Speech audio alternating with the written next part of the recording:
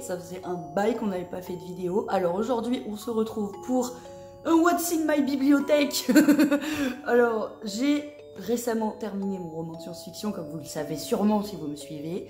Vous savez que ça m'a pris 10 ans de ma vie, que ça m'a été énormément chronophage ces 12 derniers mois, que alors ça m'a du coup pas beaucoup laissé de temps pour lire. Et ces 3, 4, 5 derniers mois, j'ai décidé de reprendre la lecture. J'ai décidé de me faire du bien, de faire du bien à mon cerveau, de me poser dans mon canapé ici, là où je suis actuellement, de me poser dans mon canapé et d'ouvrir un petit bouquin. Parce que ce que vous savez peut-être pas, que j'ai très peu dit sur cette chaîne, c'est que quand j'étais petite, c'est une habitude que j'ai perdue, j'étais un vrai rat de bibliothèque. J'étais vraiment la petite fille avec un bouquin dans la main tout le temps, tous les jours. Et j'ai perdu cette habitude en grandissant, en découvrant le jeu vidéo, les séries, les mangas, tout ça. Ça m'a fait un peu perdre cette habitude. Le manga est une vraie lecture, attention. J'ai lu toute la série Solitaire, donc en soi c'est de la lecture. J'ai lu beaucoup de tomes différents de Naruto, j'ai lu des scans de Boruto, enfin ça c'est de la lecture, mais c'est pas le même type de lecture qu'un vrai livre, un roman, enfin un vrai livre. J'aime pas hiérarchiser, hein, j'ai horreur de faire ça, mais de reprendre une lecture plus classique, plus conventionnelle, ça m'a fait du bien au cerveau. Et j'ai repris cette habitude depuis le mois de septembre à peu près, donc j'en ai lu une bonne dizaine. Et je prévois d'en lire une autre petite pelletée que j'ai sur moi là, que j'ai derrière moi. C'est le cadre sur lequel j'ai posé mon téléphone pour vous faire cette vidéo. Il y a des livres dessus. Donc j'ai repris cette habitude plutôt saine pour le cerveau et j'avais envie de vous en parler. Je vais faire un petit bilan de ce que j'ai lu entre 2023 et 2024. Entre septembre 2023 et février 2024. Ça m'a replongé dans plein de choses que j'avais expérimenté avant, qui est le plaisir de la lecture, qui est vraiment le plaisir de la magie des mots, vous voyez. Pour les gens qui lisent, je pense qu'on a tous cette espèce d'addiction au fait de lire quelque chose et de s'imaginer ce qui se passe dans le livre, de s'imaginer une vision de l'auteur, d'interpréter aussi ce que l'auteur veut nous dire. C'est un plaisir que j'ai perdu depuis le lycée, que je lisais vraiment plus beaucoup, après avoir quitté le lycée, après avoir commencé mes études d'art. C'est une habitude que j'ai perdue et que j'ai reprise. Et je vous parle aujourd'hui avec plaisir de ce que j'ai lu. J'ai fait un ordre chronologique de ce que j'ai lu. Voici tous les livres que j'ai lus dans l'ordre. Ils sont classés. Alors, ils sont pas réellement classés. Là, il en manque. Ça, c'est l'ordre dans lequel j'ai lu tous mes livres. Ensuite, il y a une série qui est à part, que j'ai volontairement mis à part parce que j'ai un gros bout de vidéo à vous faire dessus, parce qu'il faut en parler. C'est quelque chose d'assez incroyable que je voulais vous faire découvrir si vous ne le connaissez pas. Ensuite, j'ai une pile de livres que je n'ai pas fini, parce qu'il y en a, alors là il y en a 4. Il y en a une pile que j'ai pas fini parce que soit j'ai pas accroché, soit je vous dirai les différentes raisons pour lesquelles je les ai pas finis. Mais en attendant, je vais vous parler de la petite pile que je viens de vous présenter dans l'ordre. C'était complètement du pifomètre parce que quand j'ai fini d'écrire, j'avais envie de lire de la science-fiction et je me suis rendu compte qu'il y avait énormément de classiques de la SF que j'avais pas lu. Ça, c'est pas un classique, c'est un petit roman, pas prise de tête. Il fait moins de 400 pages, je crois. Oui, il fait moins de 300 pages même. Il se lit assez vite. Finalement, je pense que si je l'avais lu plus tard, si je l'avais lu en ayant le cerveau plus entraîné à la lecture, plus réentraîné, plus réadapté à la lecture, je l'aurais lu beaucoup plus vite. Mais enfin, c'était un petit démarrage, c'était un démarrage franchement pas désagréable. C'est une lecture que j'ai bien aimée. Alors, ça raconte quoi? Je vais peut-être vous lire le 4e de couverture. Au cœur d'Oranos, mégalopole futuriste et polluée où l'air est devenu irrespirable, Sohan se voit confier une mission de la plus haute importance. Désignée pour valider l'introduction d'une plante venue d'ailleurs et qui pourrait redonner vie à la cité asphyxiée, la jeune femme se retrouve accusée d'un délit qu'elle n'a pas commis et devient le bouc émissaire d'un complot politique. Bien décidée à se battre, une course-poursuite s'engage alors, au cours de laquelle Sohan fera une rencontre aussi inattendue que bouleversante, celle de la belle et énigmatique Alena. Si tout semble opposer les deux jeunes femmes et leur monde, elles vont devoir s'unir dans cette quête de la vérité. En défiant la raison d'État, Sohan sera-t-elle en mesure de sauver l'avenir écologique de la planète et de protéger ce qu'elle aime? La préservation de la planète et de ses richesses est dans l'air du temps. Avec ce récit aux multiples rebondissements, Véronique Bréger nous offre une vision à la fois futuriste et réaliste d'un monde qui demain pourrait être le nôtre. J'ai vraiment pas passé un mauvais moment. Je vais pas vous mentir, cela dit, c'est loin d'être le meilleur de ceux que j'ai lus. C'est vraiment loin d'être le meilleur. Mais c'est, comment dire, pour les gens je pense, qui n'ont pas l'habitude de la science-fiction, qui ont envie de lire un truc pas prise de tête, où il y a un peu d'action, ça fait film d'action du futur en fait, ça fait film d'action de science-fiction, ça se laisse lire très facilement. C'est vraiment une lecture pas désagréable du tout. Je sais pas, ça m'a remis dans le bain de la lecture, ça m'a donné envie de poursuivre, ça m'a donné envie de lire des classiques de la SF, ça m'a donné envie de pousser mes lectures, voilà. Donc pour les gens qui, comme moi, peut-être n'ont plus l'habitude, ou qui lisent pas beaucoup, ou qui ont envie de lire quelque chose qui est facile à comprendre, qui est fluide, parce que l'auteur a un style très fluide, je trouvais qu'elle vraiment elle posait le cadre de manière très sobre, elle n'a pas besoin d'en dire beaucoup, mais tout est posé. Sohan est un personnage que j'ai apprécié, vraiment j'ai apprécié suivre cette fille, elle est drôle. Vraiment, Sohan, c'est quelqu'un de drôle, qui aime bien faire des courses de moto qui volent. Elle aime bien faire... Je crois que ça s'appelle des tracks, ouais, dans l'univers. C'est un personnage que moi, j'ai trouvé sympa. Le personnage d'Alena était assez différent, et c'est bien, parce que l'auteur, elle a réussi à marquer la différence entre Sohan et Alena. Alors, ce qu'elle a fait, c'est que Uranos, en fait, c'est un continent fictif sur une planète que j'imagine fictive. C'est-à-dire que Uranos est vraiment un continent où c'est une mégalopole. Vous voyez Coruscant dans Star Wars, ça m'a fait penser à ça. C'est une mégalopole qui est énorme.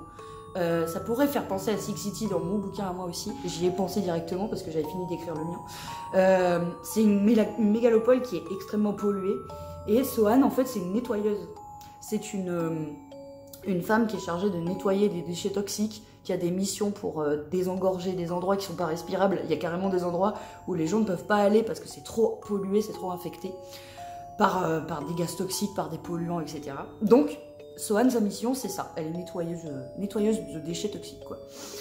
Alena, à l'inverse, elle est botaniste, elle est biologiste. J'ai plus sa fonction exacte en tête, mais en gros, l'autre continent, il y a 2 continents qui sont opposés, il y a Uranos et un autre continent dont j'ai oublié le nom. Je suis désolée, ça fait très longtemps que je l'ai lu.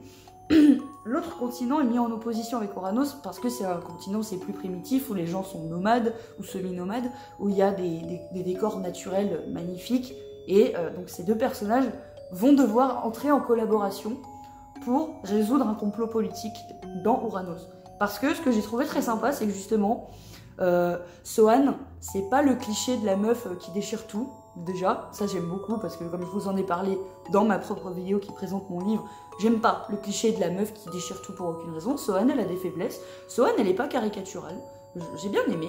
Elle a un côté un peu inconscient parce que quand elle fait ses courses de moto, bon, elle réfléchit pas trop, elle connaît le trajet par cœur, elle fait « Oh, ça va vite, j'aime bien !»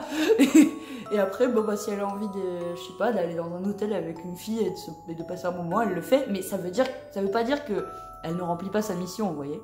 C'est pas... elle est pas inconsciente au point d'en oublier sa mission. Elle est droite, elle fait les choses.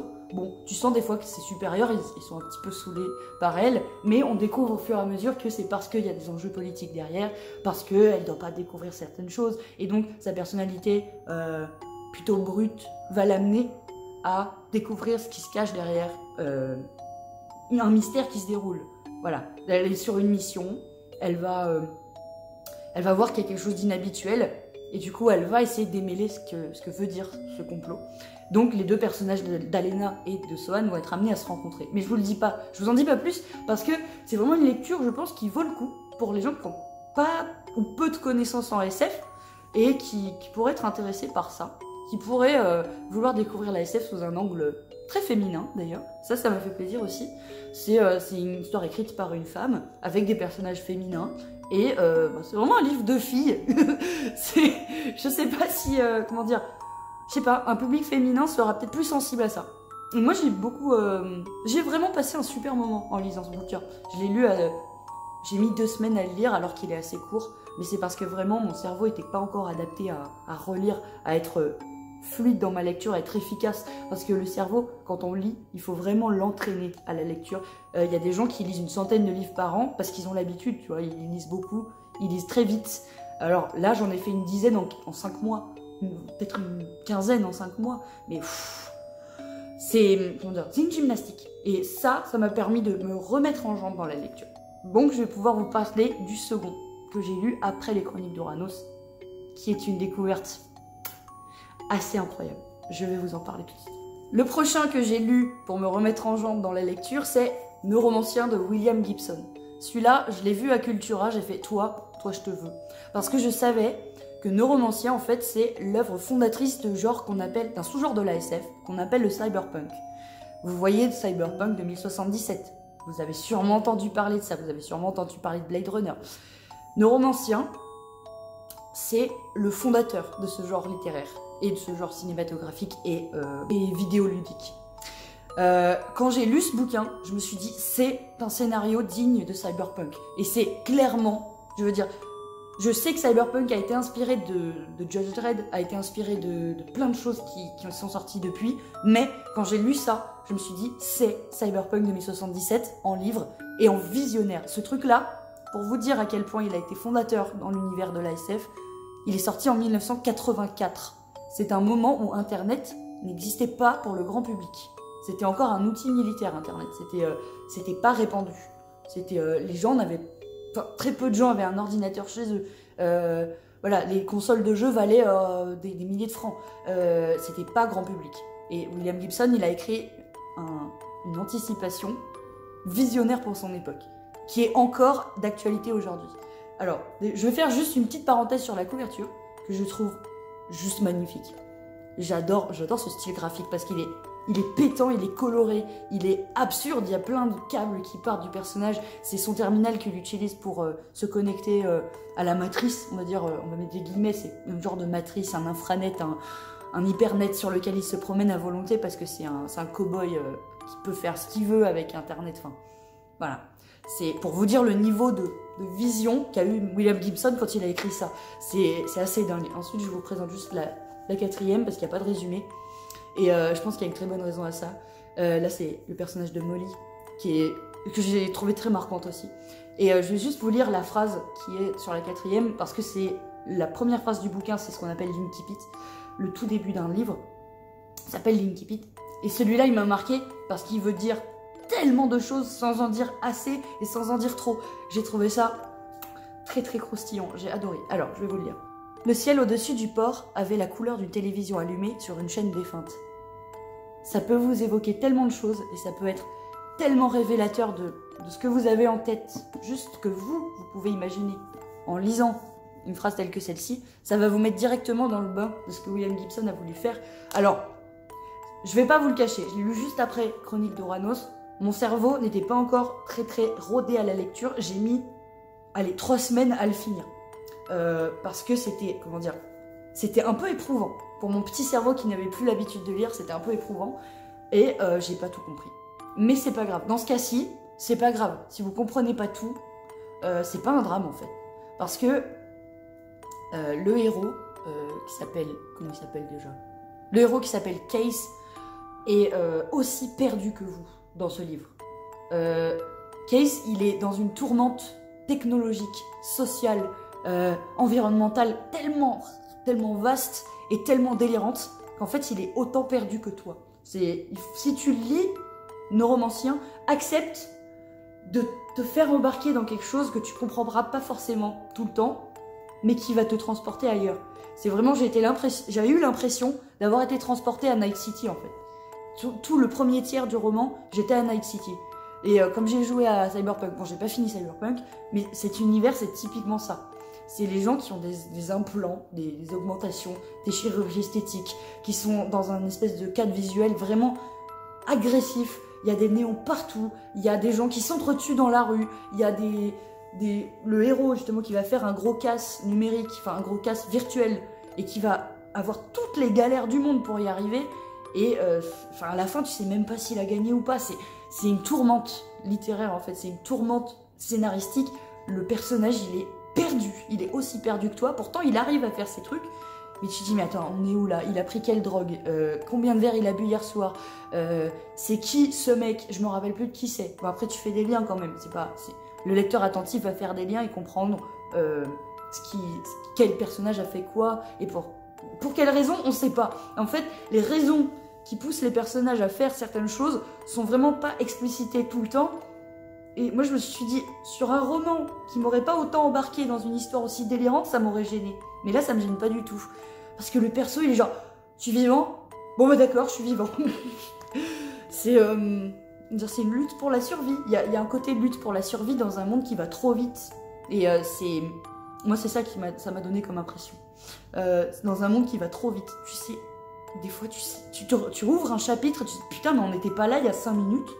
Je dis, mais j'étais genre à tel endroit il y a 5 minutes, là je suis où? Ah, je suis dans la matrice, ou ah, il a changé d'endroit, ou ah, oh d'accord. Il y a un passage qui m'a particulièrement marqué. Je vais vous le dire sans vous le spoiler. À un moment, il se retrouve dans une station spatiale où il y a des Rastafari de l'espace. Ça s'invente pas. J'ai trouvé ça génial. Les personnages sont presque tous marquants. Ils ont quelque chose qui les définit. William Gibson arrive vraiment à bien caractériser ces personnages. Je pense qu'on n'est pas loin du chef-d'œuvre en fait. Pour moi en tout cas, dans mes propres critères, on n'est pas loin du chef-d'œuvre d'un genre qui est très peu représenté finalement dans la SF, qui a été représenté ces dernières années par le jeu Cyberpunk, et qui est... je saurais pas vous dire si c'est peu représenté ou pas, mais moi ça m'a fait l'effet d'un truc que je lis pas souvent et que j'aurais peut-être pas souvent l'occasion de relire, et ça m'a beaucoup plu. Parce qu'à contrario, il y en a un autre qui m'a moins plu, dont je vous parlerai plus tard, et qui pourtant est aussi considéré comme un classique. Celui-là, je pense qu'on n'est pas loin d'un chef-d'œuvre. Parce que c'est vraiment... Il y a tout ce que moi, j'ai vu ces dernières années dans la fiction qui était repris, en fait. Les éléments de Neuromancien ont été repris dans pas mal de fictions cyberpunk. Tout ce qui est Akira, Cyberpunk 2077, Ghost in the Shell et tout ça, c'est des choses qui sont très proches. Et je ne saurais pas vous dire à quelle époque sont sortis ces films-là, mais il me semble qu'Akira est sorti bien plus tard.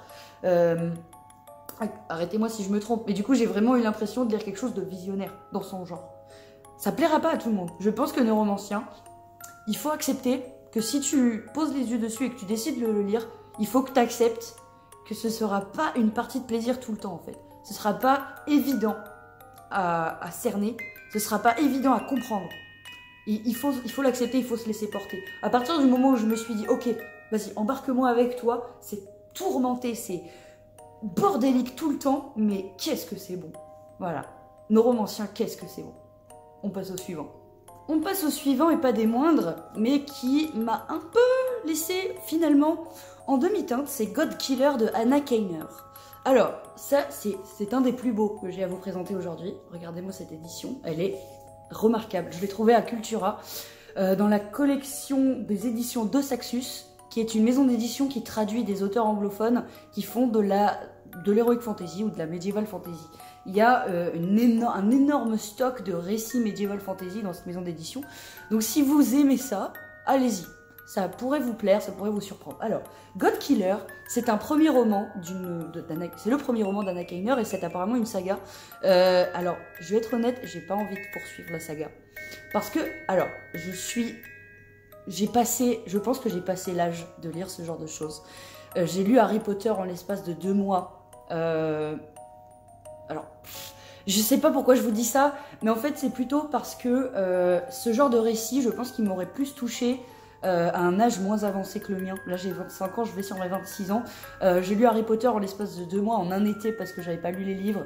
Et là ça n'a rien à voir. Et je pense que si j'avais relu Harry Potter à mon âge vénérable de 26 ans, j'aurais pas du tout été touchée de la même manière. Et là ça m'a fait un peu le même effet.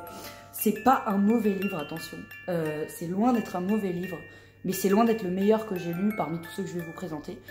Ça se lit très facilement, par contre, pour les gens qui peut-être n'ont plus envie de lire du medieval fantasy trop classique ou trop codé, vous voyez. Parce que là, il y a des codes du medieval fantasy qui sont présents, mais que l'auteur a su réinventer, je pense. Elle s'est appropriée cet univers-là de manière très pertinente, en fait. Elle a créé un univers où il y a des dieux.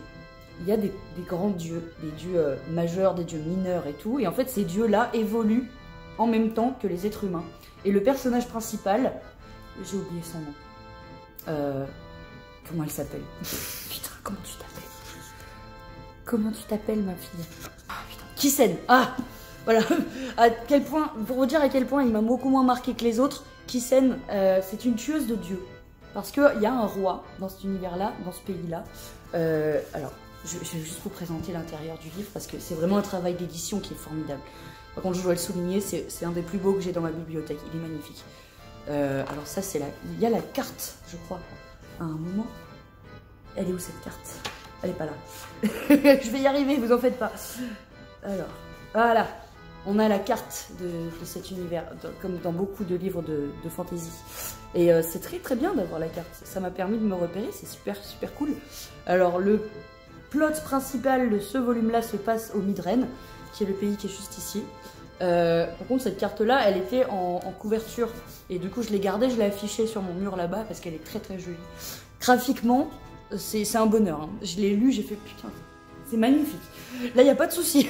Par contre, en termes de fond, sur l'histoire, alors c'est une histoire que j'ai bien aimé lire, j'ai quand même bien aimé suivre les personnages, mais il y a des moments où j'ai retrouvé pas mal de clichés auxquels j'étais peut-être plus habituée, que j'ai vu dans des films, que j'ai vu dans des séries, qui, moi, ne me touchent pas, personnellement. Mais ça ne veut pas dire que ça pourra pas vous plaire, attention, parce que c'est quand même bien campé.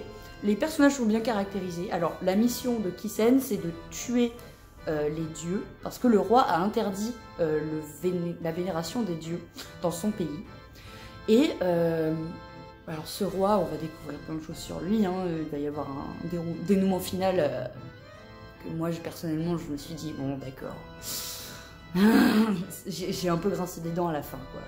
J'ai pas, comment dire, c'est pas désagréable, mais clairement j'aurais pu lire quelque chose de meilleur. C'est clairement pas le meilleur que j'ai à vous présenter aujourd'hui, mais c'est clairement pas une mauvaise lecture. Alors, sa mission, c'est de tuer des dieux. Et Kisen va rencontrer une petite fille qui s'appelle Inara, qui s'est enfuie de chez elle. Et alors, cette petite fille, je crois que c'est le personnage que j'ai le plus aimé dans ce livre, elle s'appelle Inara et elle a un petit dieu caché avec elle. Un petit dieu, et ça fait penser au Wolpertinger. Vous savez, le Wolpertinger, c'est un cryptide allemand qui est... un mélange de lapin, de cerf et de loutre, et qui est juste là sur la tranche. Ça, c'est le petit dieu qui s'appelle Skedisset. Et je pense que ces deux-là, c'est ceux que j'ai le plus aimé suivre dans ce récit-là. Cette petite, elle s'enfuit de chez elle parce qu'elle cache depuis très longtemps qu'elle a un dieu qui est lié à elle, et ça pourrait lui attirer des problèmes. Elle sait qu'il y a un truc avec sa famille qui va pas du tout. Elle s'enfuit de chez elle, et elle tombe sur Kisen, qui du coup va être un peu obligée de l'accompagner. Ensuite, elle tombe sur un chevalier qui est devenu boulanger et qui est très ami avec le roi du Midren. Alors, il y a des tropes hyper classiques dans ce genre de récit que j'ai retrouvé, qui n'étaient pas ni désagréables ni un frein au récit, mais que je me suis dit ouais, je crois que j'ai déjà vu ça. Et c'est peut-être ça qui m'a un peu gâché la lecture, parce qu'en soi, c'est pas un mauvais récit. Les personnages sont bien caractérisés, le déroulement est fluide. J'avais envie de suivre jusqu'à la fin, d'ailleurs je l'ai lu jusqu'à la fin, j'ai apprécié certains passages. Le personnage d'Elogast, qui est le chevalier, je l'ai beaucoup aimé aussi. Mais Kisen, il y a des moments où c'est un peu le cliché de, tu sais, la fille qui est un peu dure, un peu ouais, j'ai pas envie de suivre les gens, mais je vais finir par m'y attacher.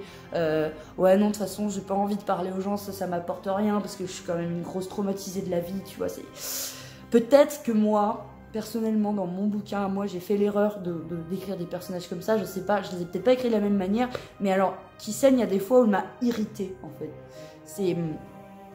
C'est pas contre l'auteur, hein, c'est pas contre ce personnage, parce qu'il y a des gens qui pourraient l'apprécier, ce personnage, mais moi, il y a des moments où je me suis dit, putain, meuf, t'es saoulante. Il y a des moments où je me dis, ah, c'est bon, décroche un peu, arrête, détends-toi, merde, c'est bon.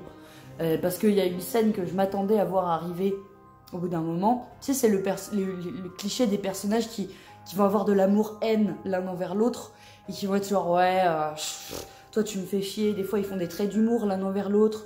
Je vous dis pas lesquels, hein, mais le cliché de vraiment les deux qui peuvent pas se sentir et qui vont finir par être ensemble à la fin. Putain, ça, je me suis dit, c'est pas très bien amené. Enfin, j'ai trouvé ça un peu maladroit. Je sais pas si c'est maladroit ou si c'est mal amené ou si c'est un peu sketchy, comme j'aime bien dire. C'est un peu... ça galère un peu, voilà. Il y a des moments où l'auteur, tu sens qu'elle a un peu galéré.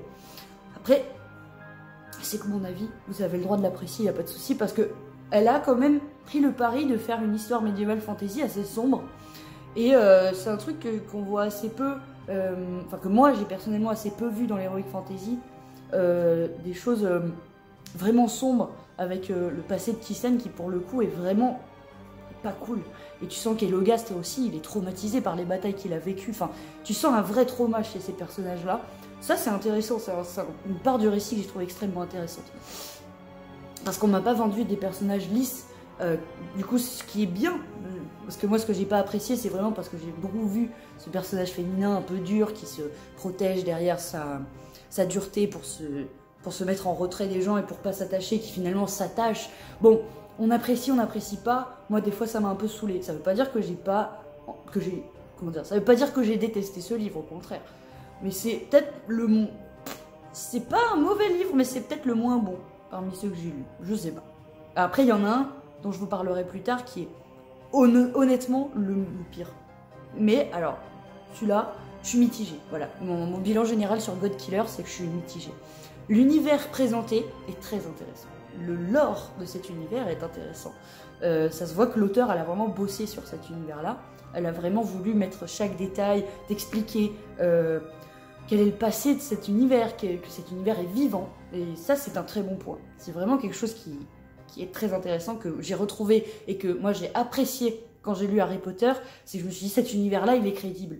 Il a ses défauts, il a ses contradictions, ce qui est normal parce qu'un cerveau humain est incapable de ne pas produire une incohérence. Ça, je vous le dis, si vous écrivez des livres ou si vous lisez des livres, faire un truc totalement cohérent du début à la fin, quand tu fais un univers aussi grand que celui-là, ou un univers aussi grand que celui que j'ai écrit, faire tout en cohérence de A à Z avec un cerveau seul, c'est impossible. Je vous le dis, c'est impossible. Des incohérences dans le lore, dans la chronologie et tout ça, c'est obligatoire. Mais du coup, cet univers-là est très bien construit, il n'y a pas de problème. Ça, c'est... comment dire, ça se voit, le travail de world building, le travail de construction d'une mythologie, de construction d'un univers qui est crédible et dont ma suspension consentie d'incrédulité n'est jamais sortie, c'est un excellent travail. Par contre, en termes de personnages, il y a des tropes beaucoup plus classiques. Le trope de la meuf qui s'attache pas, il finit par s'attacher. Le trope du chevalier du combattant qui veut pas revenir au combat parce qu'il a perdu trop de choses au combat. Le trope de la petite fille abandonnée par sa famille et qui va finir par découvrir pourquoi elle a été abandonnée ou pourquoi elle a dû fuir. Mais voilà, j'avais peut-être des attentes trop élevées, je sais pas. C'est aussi, ça dépend de mes attentes, ça dépend de moi, mon expérience de lecture, mais ça veut pas dire que ça va vous déplaire à vous. C'est pas parce que moi j'ai été mitigée que vous allez pas l'aimer. Donc je vous le conseille, si la medieval fantasy c'est votre truc et que vous voulez découvrir quelque chose de nouveau, je vous conseille God Killer, pas de problème. Par contre, ouais, moi c'est selon mon expérience et selon ce que moi j'ai lu dans la fiction récemment, ce que je n'ai pas envie de voir ou ce que j'ai envie de voir mieux utilisé ou que j'ai... Voilà. C'est personnel, hein. Ne prenez pas mal si jamais vous êtes une fangirl ou un fanboy de Anna Kainer, il n'y a pas de problème. Vous avez le droit d'apprécier ça, pas de souci. Suivant. Celui-là, je vais avoir des tonnes et des tonnes de choses à vous dire dessus, vous n'êtes pas prêts. Moi non plus, j'étais pas prête. Le Chant d'Achille de Madeline Miller. Une claque. J'ai pris une tarte en lisant ce livre. Je vais vous lire le 4e de couverture. Ce ne sont encore que des enfants. Patrocle est aussi chétif et maladroit qu'Achille est solaire, puissant, promis à la gloire des immortels. Mais grandissant côte à côte, un lien se tisse entre ces deux êtres si dissemblables. Quand, à l'appel du roi Agamemnon, les jeunes princes se joignent au siège de Troie, la sagesse de l'un et la colère de l'autre pourraient bien faire dévier le cours de la guerre, au risque de faire mentir l'Olympe et ses oracles. Ce livre, c'est une réécriture de l'histoire de la guerre de Troie, avec Achille et Patrocle. Alors moi, perso, j'ai pas vu le film 3, j'ai pas lu l'Iliade, j'ai pas lu les récits classiques, donc je me suis laissée totalement embarquer par ce que Madeline Miller voulait raconter. Et putain, je suis pas déçue du voyage. Ça a été une baffe, mais vraiment une tarte dans ma gueule. Je m'attendais pas à lire ça. J'avais presque aucune attente particulière à part la romance qu'on m'avait bien... Comment dire, j'avais vu un coin lecture de Link the Sun sur ses lectures de je sais plus quand, il y a 1 an et demi, ou Noël dernier. J'ai vu ça, j'ai vu la façon dont il avait d'en parler, et je me suis dit peut-être que ça pourrait me plaire. Parce que la romance, c'est pas un style que j'aime. Honnêtement, les romances, selon comment elles sont écrites, ça me fait chier. Je vais être très honnête avec vous. Les romances ont tendance à me faire chier. Mais alors celle-là, je pense que c'est une des plus belles histoires d'amour que j'ai jamais lues. À part l'histoire d'Anakin et Padmé dans Star Wars et d'autres que je pourrais vous citer, Will et Elizabeth dans Pirates des Caraïbes, j'ai des exemples peut-être complètement pétés, mais voilà, pour vous dire à quel point les romances c'est pas mon truc. celle-là, elle m'a mis une tarte dans la gueule. Je m'attendais pas à ça. Et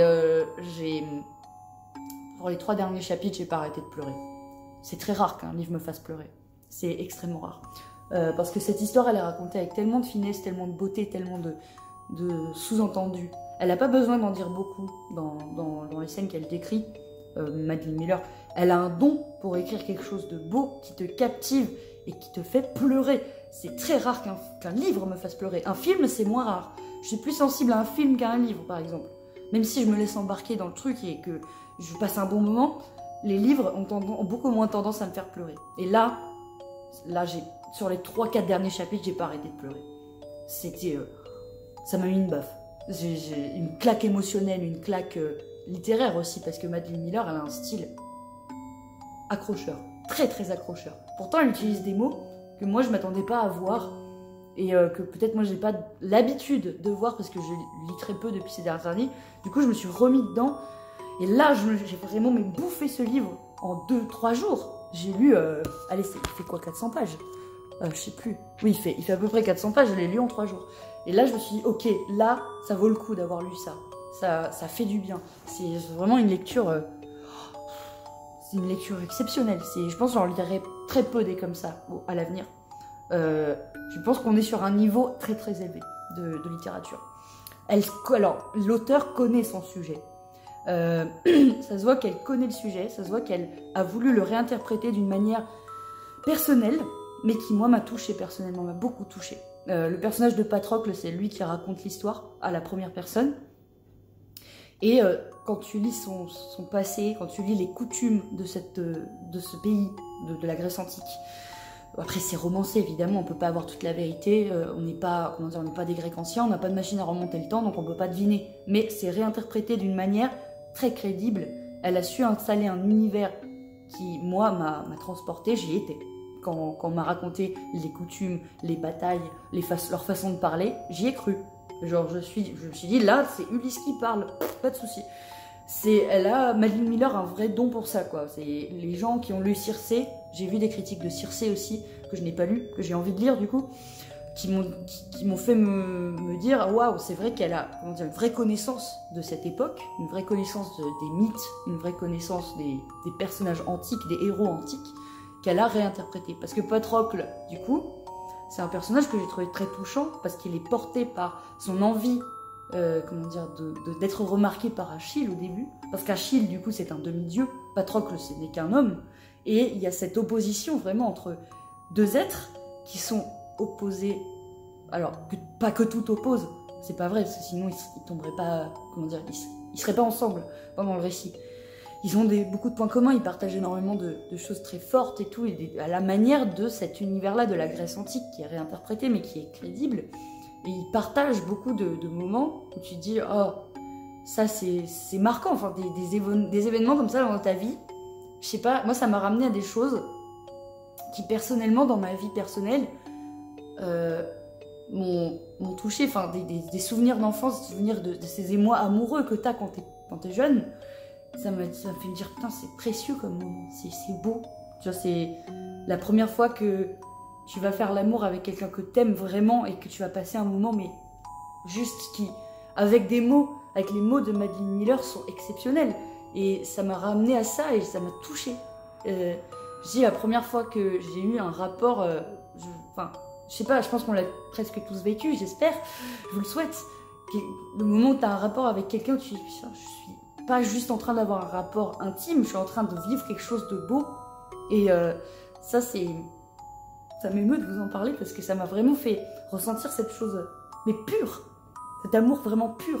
Et l'amour qui est décrit entre les deux, mais il m'a touchée, mais il m'a vraiment bouleversée en fait. C'est une histoire d'amour qui m'a bouleversée. C'est une histoire d'amour magnifique. J'aurais très rarement l'occasion de relire ce genre de choses. J'aurais très rarement l'occasion de revoir des personnages tels que Patrocle et Achille, tels que Madeline Miller les a écrits. Et Achille, en fait, il a ce côté divin, semi-divin. Au début, il se prend pas trop la tête. Envers Patrocle, il le considère comme un égal, alors que tout le monde voudrait voir Achille se comporter en demi-dieu. Il va à l'encontre de ce qu'on attend de lui, et Patrocle, il a pas trop le choix parce que il arrive pas à grand chose au début, il est pas très sûr de lui. Il est touchant pour ça aussi. Il dit, est-ce qu'il va me remarquer juste parce que moi je suis rien à côté de ce type. Je suis un homme et lui c'est un demi-dieu, qu'est-ce que tu veux qu'il s'intéresse à moi? Et en fait quand ils commencent à s'intéresser l'un à l'autre et à se découvrir et à s'aimer, et ben c'est trop mignon. J'ai pas d'autres mots que c'est trop mignon, j'ai envie de les voir aller plus loin, j'ai envie qu'ils évoluent, j'ai envie de les voir grandir. Et justement on les voit grandir côte à côte et on voit le respect mêlé d'amour tellement profond, mêlé de sentiments contradictoires. Et parfois Patrocle il a les couilles de remettre Achille en place. C'est ça qui est fou. Parce qu'Achille, c'est pas parce que c'est un demi-dieu qu'il prend que des bonnes décisions. Et Patrocle lui dit, hé, attends, là tu fais n'importe quoi, arrête. Il lui dit, non mais stop, là tu fais n'importe quoi, stop. Et Achille l'écoute pas toujours. Peut-être qu'il l'écoute pas toujours. Mais Achille, il se dit, ah mince, j'ai été allé trop loin. Je suis allé trop loin, ou j'aurais pas dû faire ça comme ça, ou ça va avoir des conséquences terribles sur notre relation, ou sur moi, ou sur ma réputation, parce que la réputation des gens est extrêmement importante dans ce récit. C'est quelque chose de central même. Et tu sens vraiment que la Grèce antique, c'est pas un milieu très fun, quoi. C'est vraiment des traditions très rigides, où les dieux interviennent. Du coup, les dieux existent dans cet univers, les dieux interviennent. Les dieux sont en colère, les dieux sont des ados prépubères avec des pouvoirs magiques. C'est... Ouais, les dieux, tu te dis, wow, c'est vraiment des sacrés cons, en fait, ces dieux. Moi, ils m'ont énervé. Il y a des fois où ça m'a énervé, où la mère d'Achille, qui est une déesse de la mer, est insupportable. C'est une... Comment dire? C'est une narcissique. Après, elle a des raisons de l'être, attention. La naissance d'Achille est un événement dramatique pour Thétis. C'est vraiment... c'est une humiliation qu'un mortel lui a infligée. Donc c'est, comment dire, c'est pas rien, donc elle a un ego, mais elle a un melon, mais énorme, Thétis. Et du coup, oui, je me suis dit, bon, c'est une déesse, et elle a été humiliée par un mortel, donc je pense qu'elle a des raisons d'avoir les boules, quoi. C'est vraiment un personnage qui est détestable, mais à sa manière, et du coup, tu peux pas entièrement lui en vouloir. Mais des personnages détestables, il y en a d'autres. Et les hommes grecs envers les femmes sont tellement misogynes, il y a une misogynie, mais latente et infecte. Ça m'a vraiment... ça m'a crispé. Et du coup, il y a des moments où Patrocle, du coup, essaie de défendre les femmes et tu sens vraiment qu'il n'est pas d'accord avec ça.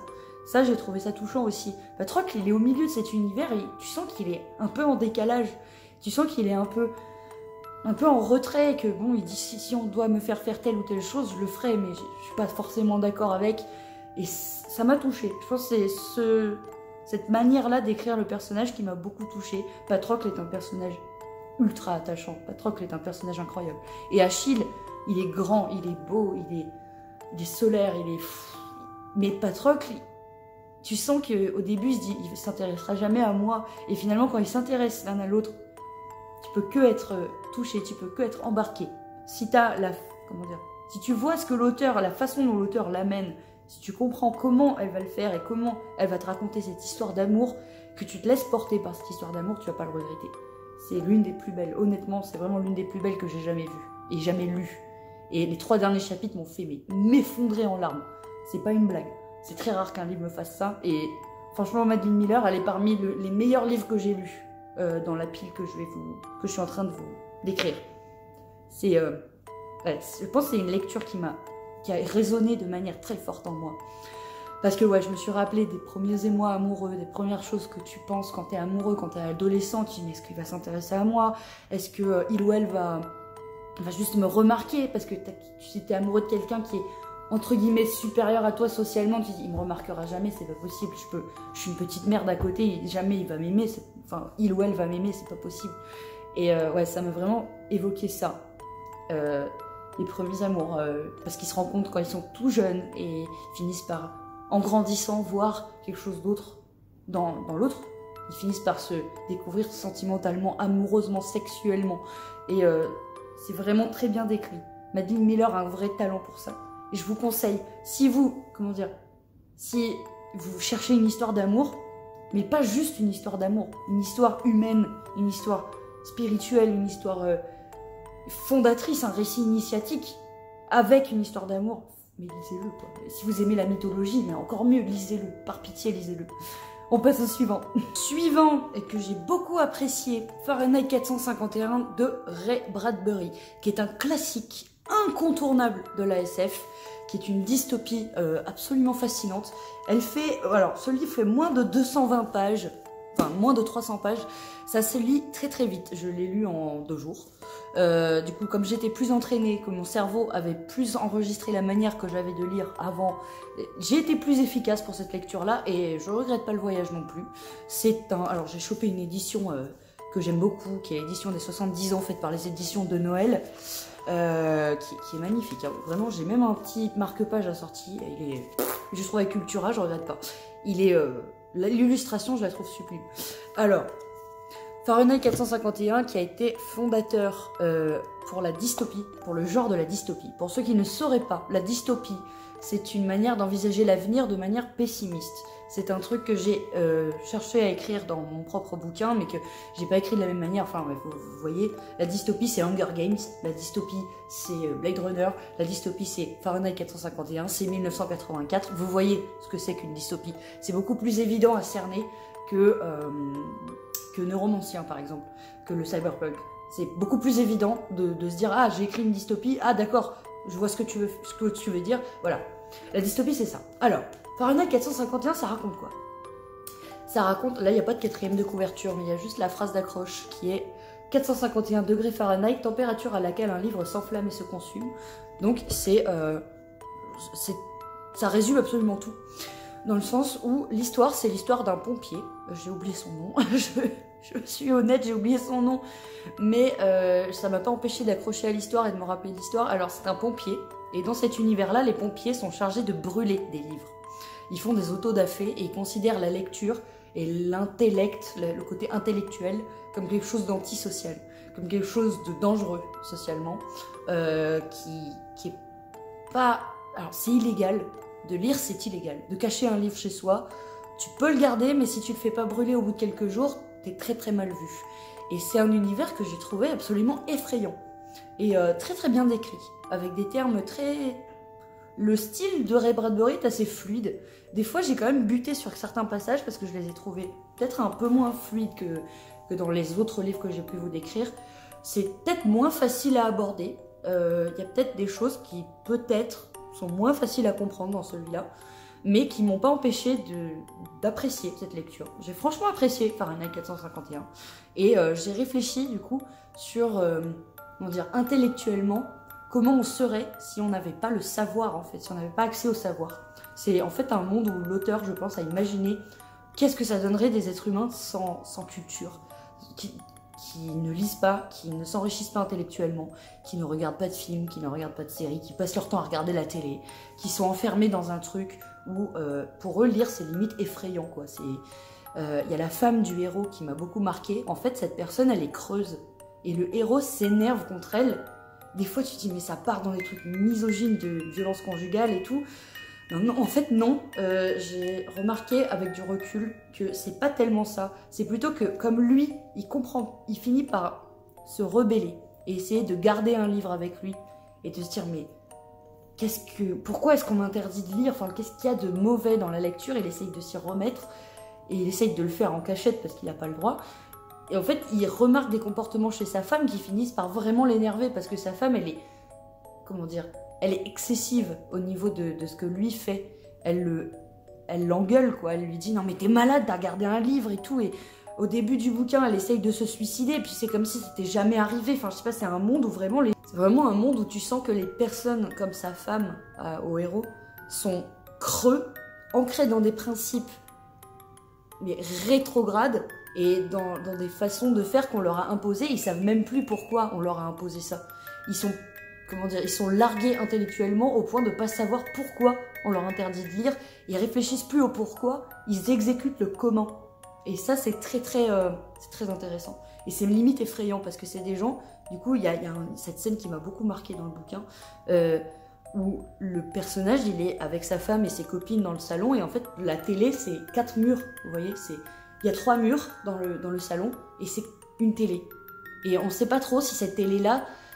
elle communique avec des gens, si la femme communique avec des gens, si elle a fait des appels Skype ou des trucs comme ça, on sait pas trop ce que c'est, mais c'est un peu flou. Mais c'est pour vraiment montrer que cette personne, enfin ce personnage-là, est noyée dans la télé et elle regarde plus ce qu'il y a autour d'elle. C'est limite si elle sort même pas de chez elle. Elle communique avec des gens, elle a que des conversations qui sont hyper creuses. Et il y a cette scène qui m'a beaucoup marqué, je vais en venir à ça. En fait, s'il est dans le salon, il voit ces gens, la femme et ses amis parler entre elles et il se dit mais elles se rendent pas compte de ce qu'elles racontent, c'est creux. Et en fait, au milieu de la conversation, t'as cette conversation, tu te dis mais comment ça se fait qu'elle parle de ça? Enfin, comment tu peux parler de manière aussi vide à quelqu'un? Et du coup, c'est ça le point d'intérêt de ce livre-là. Et là, j'ai découvert l'intérêt de la dystopie qui est décrite, c'est que sans culture, sans outils intellectuels, nous sommes des coquilles vides. C'est un monde qui est très effrayant pour ça. Nous sommes des coquilles vides, sans savoir, sans transmission d'histoire, sans fiction, sans rêve, sans choses, sans imagination. Et c'est ça qui est effrayant. Il faut pas perdre ça. Et le message de Fahrenheit, c'est vraiment perdez pas votre intellect. Vous laissez pas dicter votre façon de faire. Lisez, voyez des films, écoutez des conférenciers, écoutez des gens qui sont intellectuellement intéressants à suivre. Battez-vous pour le savoir. C'est ça le message. Sauvez des livres. Et même si vous avez lu un livre un jour dans votre vie, vous allez forcément vous rappeler de quelque chose que vous avez lu. C'est obligatoire. C'est un message que j'ai trouvé extrêmement fort et qui m'a marqué.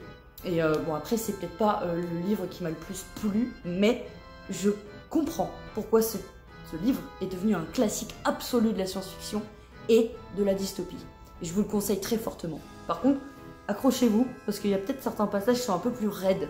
Je pense dans le point de vue du personnage principal, des fois j'étais pas perdue, mais je me suis dit attends, qu'est-ce qu'il essaye de me raconter? D'accord, j'ai dû parfois relire plusieurs fois certains paragraphes pour bien capter ce qu'on essayait de me dire. Et en s'accrochant, c'est une lecture qui va vous apporter beaucoup, je pense.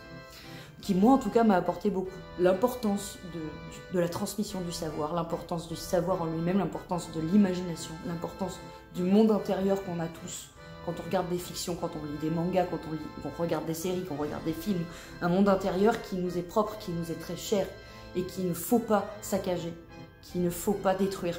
Et c'est ce qu'on a de plus précieux, je pense. Et ouais, c'est... Il faut lire Fahrenheit. Voilà. Suivant. Et là, je vais passer sur une série de livres que j'avais envie de vous faire découvrir. Alors, je vais vous le présenter très rapidement. C'est la série des Contes Interdits. C'est une série de livres horrifiques, écrite par des auteurs québécois, qui est arrivée en France très récemment, je dirais il y a 2-3 ans, qui a été exportée outre-Atlantique il y a 2 ou 3 ans.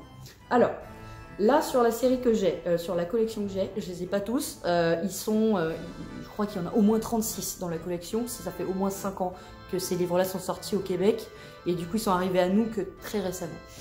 Alors, j'ai peut-être pas les dates exactes en tête, mais en gros, voilà, il y en a un qui a été publié en 2017 dans celui que j'ai lu, Alors, je les ai tous lus, excepté Blanche-Neige. Donc Blanche-Neige, je vais le mettre de côté, parce que c'est le seul que j'ai pas lu dans cette série. Alors, je les ai mis dans l'ordre de ceux que j'ai lus, du premier au dernier. J'étais dans la librairie où j'ai acheté Chronique d'Ouranos et j'ai vu ça. Je me suis dit, mais attends, mais c'est pas... J'étais pas au courant qu'un truc comme ça existait, alors que c'est typiquement le genre de choses que j'adore. C'est alors la série des contes interdits. Les contes interdits, c'est quoi? C'est des auteurs québécois qui ont réinterprété des contes traditionnels qu'on connaît. Ça peut être Blanche-Neige, ça peut être Peter Pan, ça peut être Ali Baba et les 40 voleurs, ça peut être Le Magicien d'Oz. C'est des contes francophones et anglophones, classiques qu'on a tous vus en Disney, qu'on a tous lus quand on était petit, donc du coup dont on a l'histoire en tête, qui ont été réinterprétés de manière horrifique. Et cette idée-là est simple, mais tellement efficace. J'ai passé un super moment sur la plupart des livres dont je vais vous parler. Le seul que je n'ai pas lu, c'est Blanche-Neige. Je vais le lire dans les plus brefs délais. Hein. Mon chéri l'a lu. Il m'a dit que c'était pas désagréable du tout. J'ai plus exactement sa critique en tête, mais il a fini par le terminer et il a dit que c'était plutôt une bonne lecture.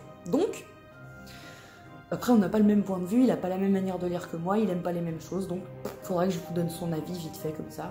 Je verrai un jour. Je ferai un bilan, si je lis Blanche-Neige, je ferai un bilan de notre expérience, son expérience et la mienne. Alors, Je vais commencer par celui que j'ai attaqué en premier, qui est Pinocchio, écrit par Maud Royer, que j'ai vraiment pas détesté. Alors, avec le recul, c'est peut-être pas le meilleur, mais Maud Royer, j'accroche beaucoup à son style. J'ai beaucoup accroché à comment elle écrit.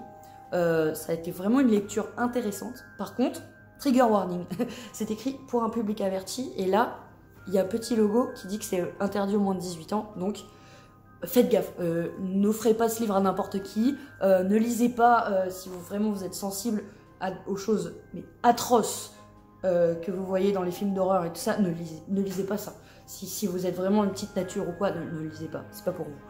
Alors, parce que là, dans celui-là, le plus gros trigger warning qu'on puisse mettre, c'est la maltraitance animale, le sadisme envers les animaux. Le personnage principal est un adolescent de 18 ans, qui s'appelle, j'ai oublié son nom, Patrick. Ouais, c'est ça.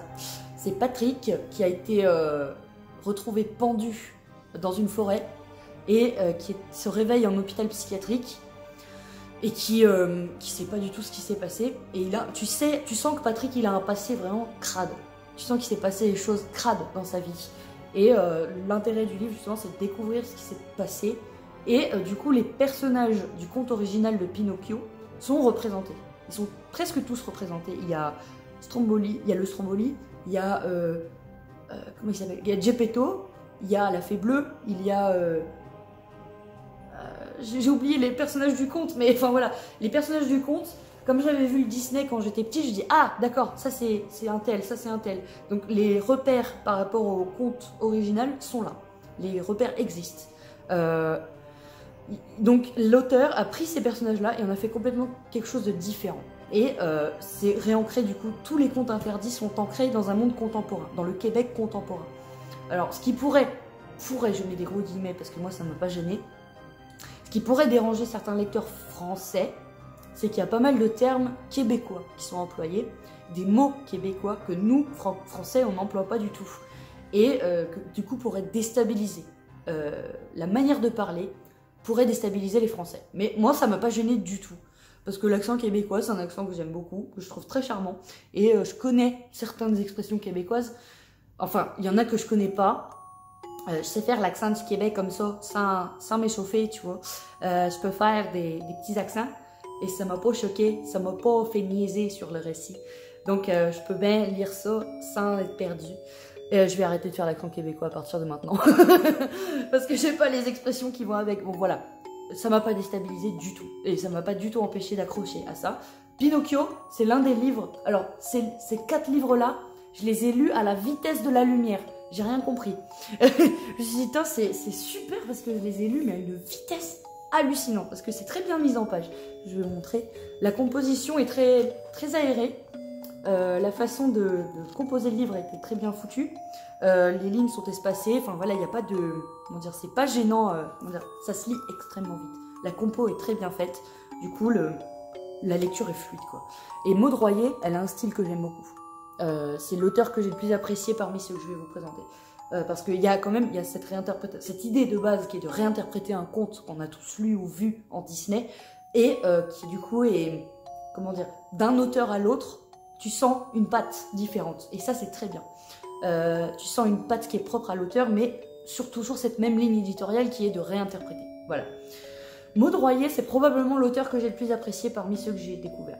Donc je vais vous parler du... Alors, avant de vous parler du suivant, qui était Ali Baba, alors, Pinocchio, c'est un récit qui m'a mis très mal à l'aise. Faut vous attendre à être extrêmement mal à l'aise, extrêmement pas bien par rapport aux événements qui sont décrits, parce que en termes d'horreur, même dans des films d'horreur, même dans des slashers et des tortures porn, j'ai très rarement vu des trucs aussi crades. Il y a vraiment des scènes de sadisme envers les animaux dans Pinocchio. Si vous aimez bien les chats, vous n'allez pas passer un très bon moment. Moi j'aime bien les chats, donc ça m'a fait un peu mal de lire certains passages. Mais après je me suis dit, ok, le personnage de Patrick est détestable. C'est vraiment un des personnages principaux que j'ai le plus détesté de toutes les lectures dont je vais vous parler. Patrick est insupportable. C'est un ado avec les hormones en feu qui kiffe sa vie que quand il fait du mal à un animal, grossièrement. Pour vous résumer ce que vous pourrez trouver comme truc horrible. Et encore, je vous ai rien dit. Donc, si vous aimez l'horreur, psychologique, morbide, crade, mais vraiment crasseuse. Lisez ça. Pinocchio, c'est vraiment... C'est un de ceux que j'ai le plus apprécié dans les 4 que je vais vous présenter. Donc, je vais arrêter d'épiloguer et je vais vous présenter le prochain. Le prochain que j'ai lu dans la collection des contes interdits, c'est Ali Baba et les 40 voleurs, écrit par Louis-Pierre Sicard.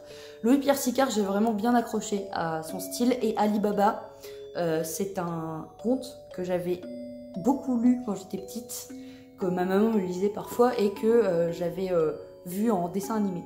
Et donc, Ali Baba m'avait marqué.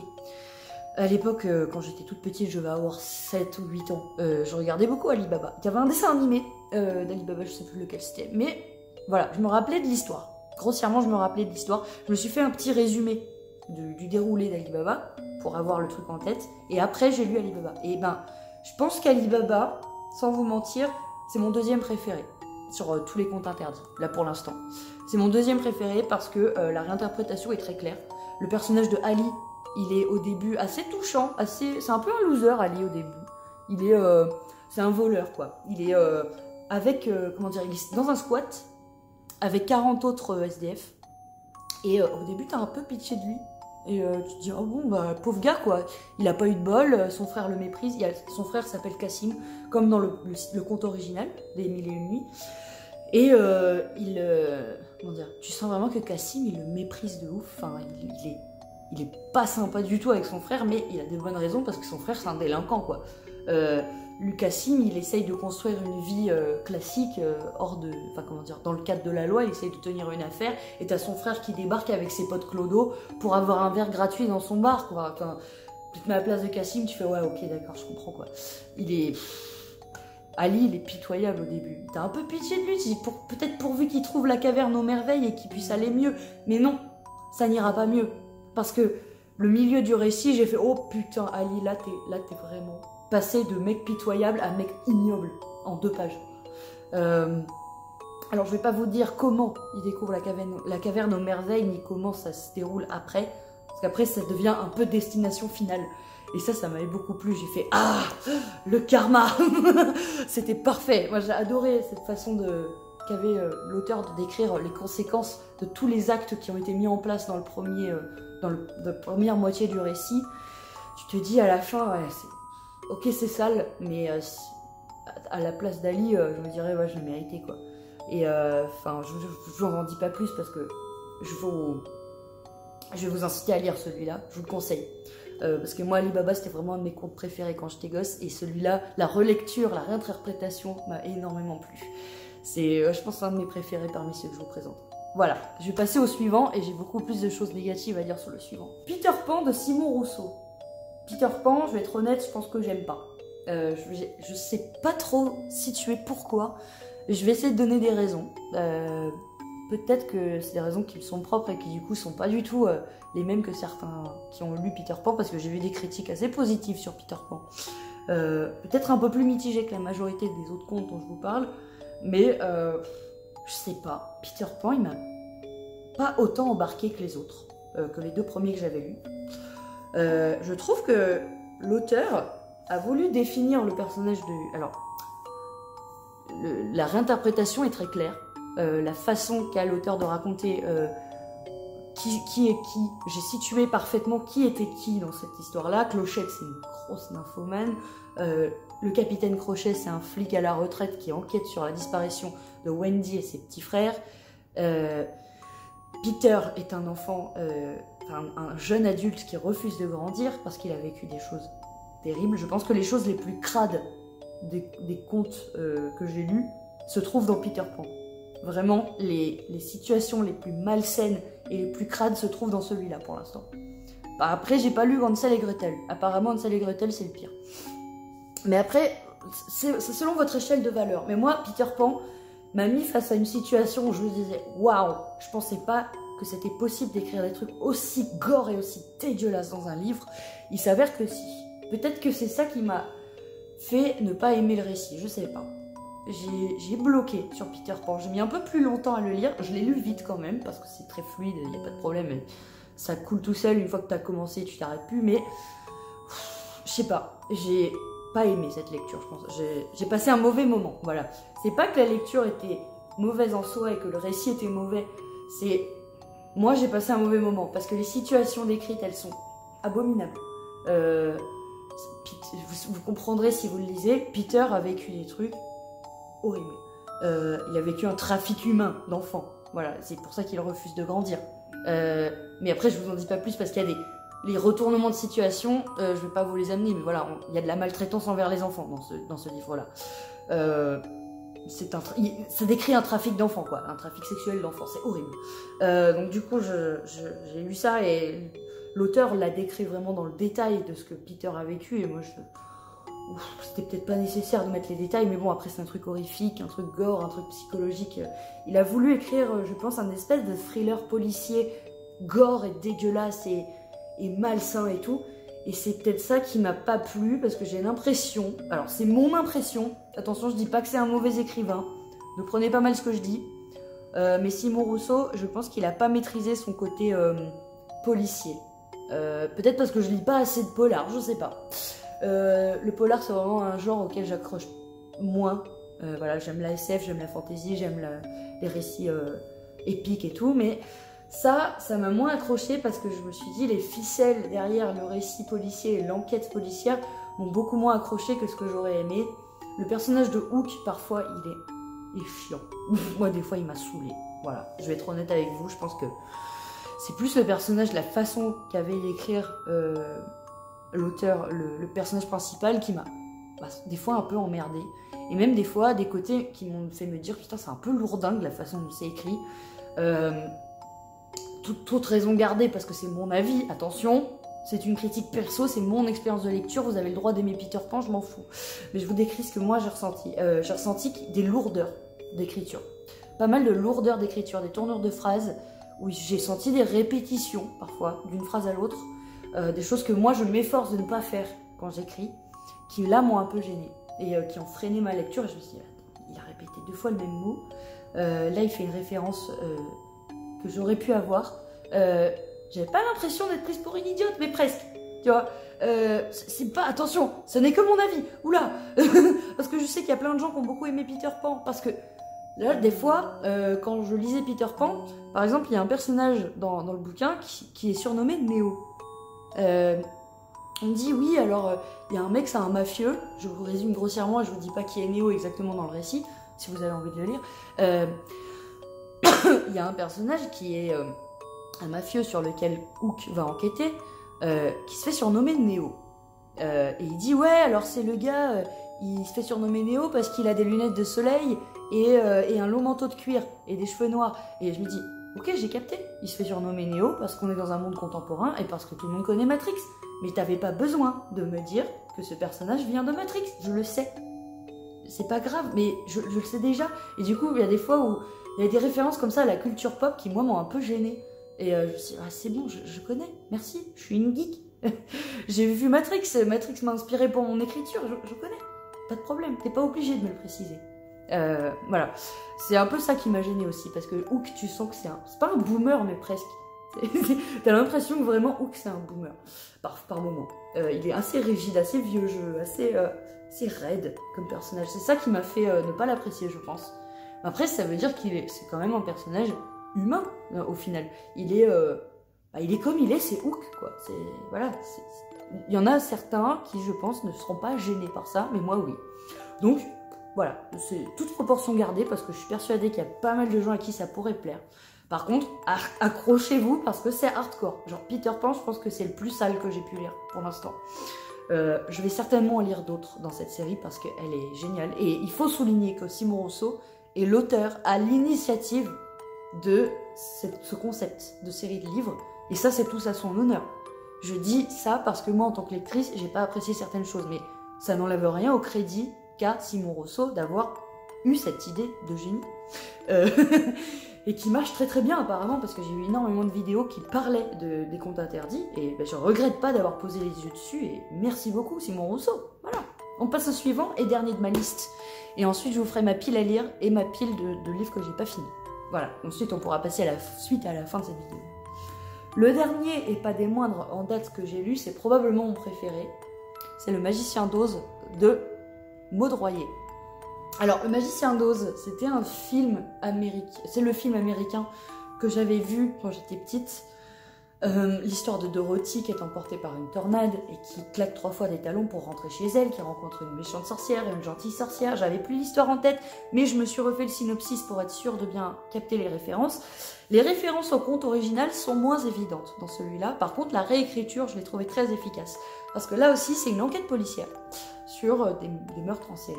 Et alors, dès le premier chapitre, on est introduit au personnage de Dorothée, qui perd, qui est enceinte de quelques mois et qui perd une amie dans un crash de voiture, enfin dans un accident de voiture, une personne qu'elle connaît, qui provoque un accident de voiture, qui elle aussi est enceinte et qui décède pendant l'accident.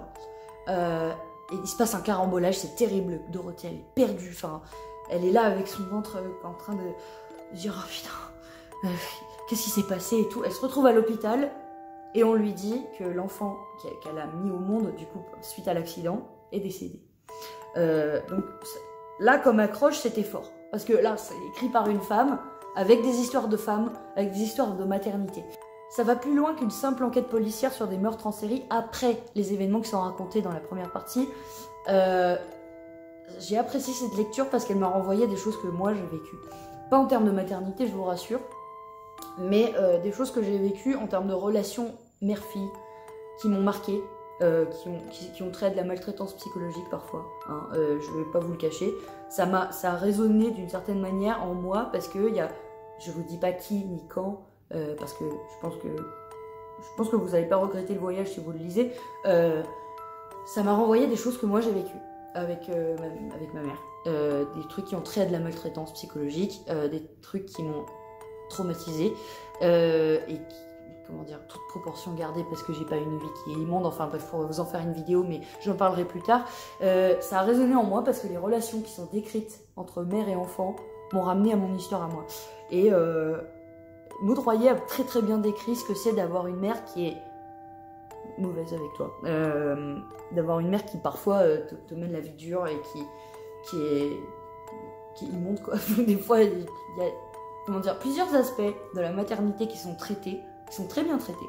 Je sens que Maud Royer connaît le sujet. Je sais pas ce qu'elle a vécu elle, mais en tant que femme et en tant que fille qui a eu une mère un peu excessive, un peu abusive et tout de temps en temps, dans la surprotection, dans l'image sociale, dans la façon qu'on a d'évoluer dans la relation, j'ai ressenti des choses très proches de moi. Voilà. Je sais pas, je saurais pas vous dire si c'est la partie du récit qui m'a le plus plu, mais je me suis identifiée vraiment au personnage qui est concerné par cette relation. Et du coup, l'enquête policière, pour le coup, était beaucoup mieux menée dans Le Magicien d'Oz que dans Peter Pan. En opposition avec Peter Pan. Voilà, j'ai trouvé ça franchement meilleur. J'ai eu une expérience d'enquête policière franchement meilleure que dans Peter Pan. Donc, très bon point. Ça se lit facilement, le truc fait presque 400 pages. Je l'ai lu en une nuit. En quelques heures, en 7 heures, je pense. Facile. J'ai lu à une vitesse hallucinante parce que j'étais à fond dedans. Et parce que j'avais envie de savoir quel était le lien entre les meurtres. Il y a une histoire de tueur en série. Et à un moment, j'avais une théorie personnelle sur qui était le tueur. Je pense que je savais où ça allait me mener, mais là j'étais dedans. Voilà. À l'inverse de Peter Pan, j'étais dedans. J'étais vraiment avec les personnages. Parce que les personnages étaient bien caractérisés. Dorothée est un excellent personnage. Les personnages qui gravitent autour d'elle, même le flic était tellement bizarre, mais tellement mieux écrit que Hook, du coup. C'est ça qui m'a fait accrocher plus au Magicien d'Oz qu'à Peter Pan. Voilà. Peut-être que j'étais un peu vague et tout, mais j'essaye de pas trop vous donner d'éléments parce que vraiment le Magicien d'Oz, je vous le conseille. Le polar, c'est pas un genre que je lis beaucoup. Mais là, ça m'a fait entrer dans un polar simple, mais efficace, avec des personnages dont je voyais qu'ils avaient un lien avec le conte originel, et j'étais vraiment pas déçue du voyage. Voilà, sur les contes interdits, c'est tout ce que j'ai à dire, et je suis très contente de vous avoir présenté cette série de livres que je ne m'attendais pas du tout à découvrir. Ils sont dispo à Charlemagne, ils sont dispo dans vos librairies, ils sont dispo sur internet. Commandez-les, par curiosité. Le dernier qui me reste à lire, c'est Blanche-Neige, et apparemment il est très très différent des autres. Il est très court, donc je pense que je le lirai d'ici peu. Mais je vais vous faire ma pile à lire d'abord. Alors, pour conclure très rapidement, parce que là je vais manquer de lumière, je tourne à la lumière naturelle, du coup je vais finir assez vite. Je vais vous parler brièvement de ceux que je n'ai pas finis. Alors, celui-là, c'est Kidnapping de Margot Dalton, qui est un premier roman d'enquête policière. Alors, je l'ai piqué dans un kiosque où on peut se partager des livres, les emporter, les poser là, et voilà, c'est le truc, vous savez, communautaire qui est posé au milieu d'une place de village et que vous pouvez piquer dedans. Et j'avais envie de lire un peu là, mais du coup, là, j'ai pas accroché. J'ai pas poursuivi parce que j'ai l'impression de voir cliché sur cliché. C'est pas mauvais, mais j'ai vraiment, pour l'instant, j'ai pas fini. Peut-être qu'un jour, je le finirai, je sais pas. Je pense le finir un de ces quatre pour l'effort et pour voir jusqu'où ça va mener. Parce que l'histoire est vraiment pas inintéressante, mais on verra ça plus tard. Et je vais passer très très vite sur ceux que je n'ai pas lus. Suivant. Mémoire d'une fourmi de Bernard Werber. Alors, il faut savoir que j'ai lu le tome 2 des fourmis de Bernard Werber et j'ai lu Demain les chats. Et les fourmis, c'est un livre que j'ai lu au moins 4 ou 5 fois quand j'étais gosse. Je l'ai lu quand j'avais 11 ou 12 ans, je pense. Et cet auteur m'a vraiment marqué. Du coup, ça, c'est une autobiographie qui est faite sous forme assez spéciale, mais assez sympa, qui est une forme de carte de tarot.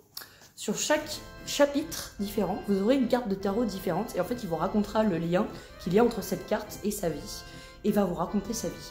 Alors, je ne l'ai pas terminé parce que c'est pas un truc que j'étais prête à lire tout de suite. J'en ai lu un petit tiers, je crois. J'ai dû lire à peu près...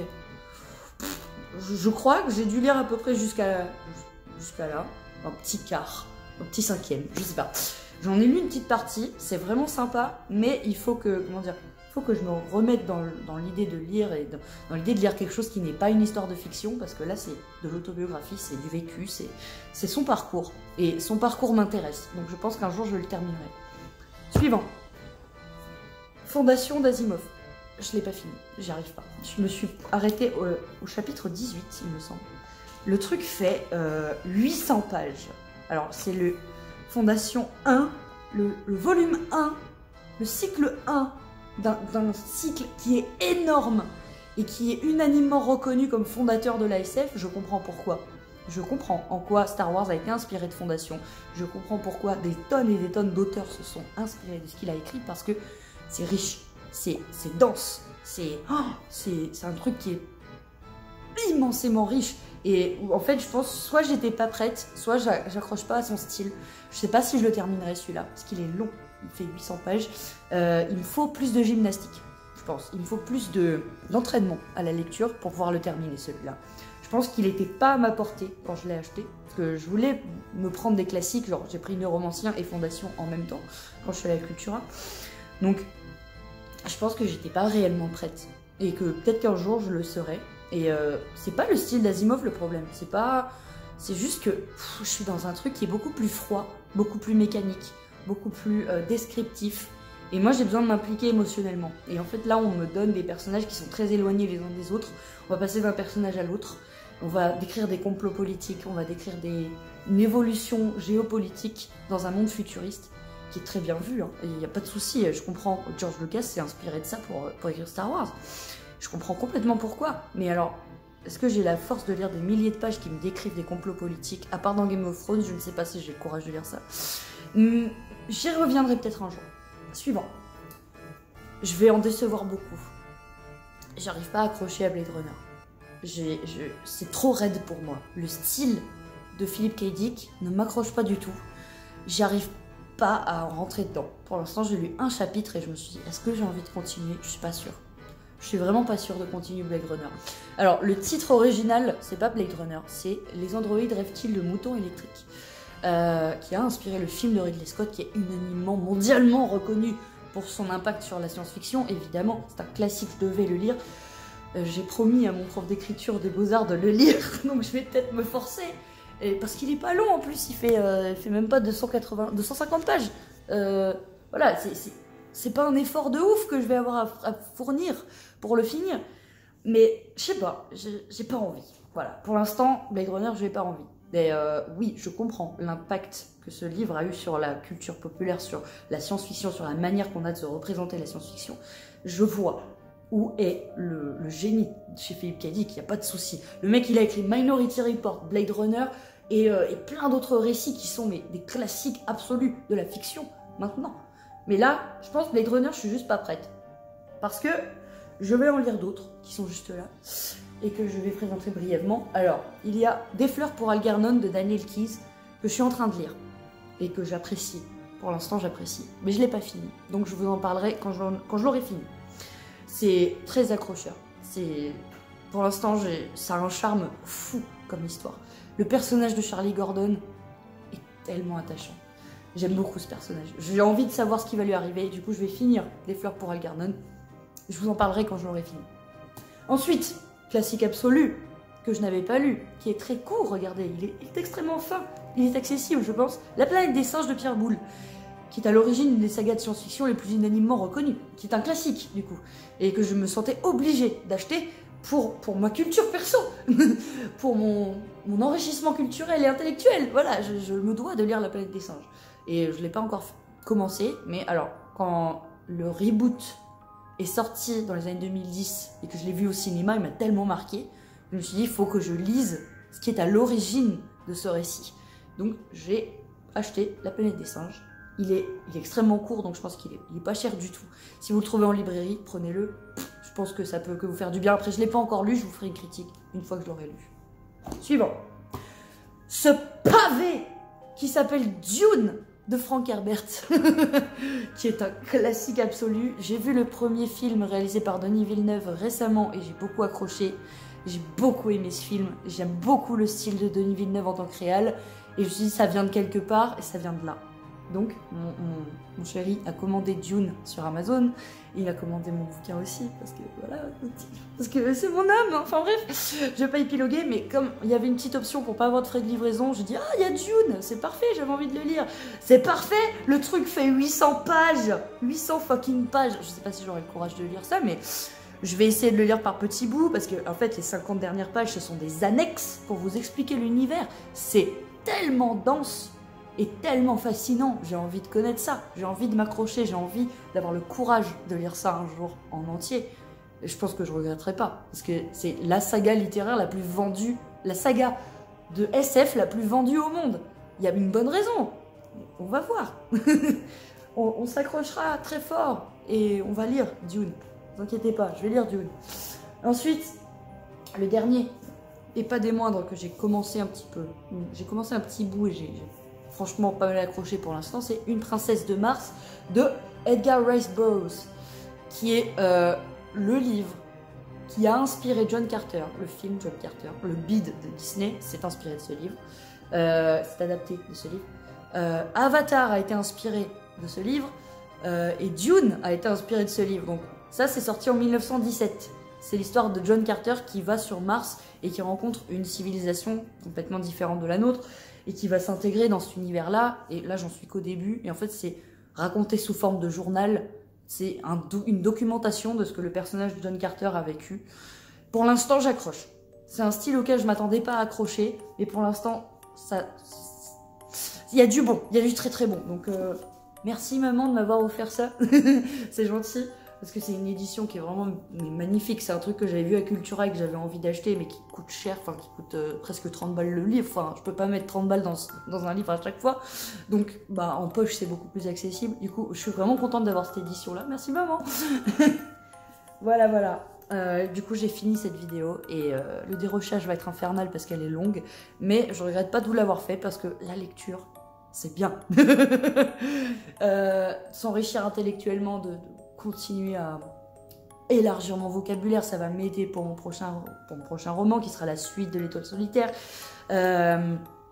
Donc ça peut que m'apporter des choses bien et ça peut que vous apporter des choses bien de lire.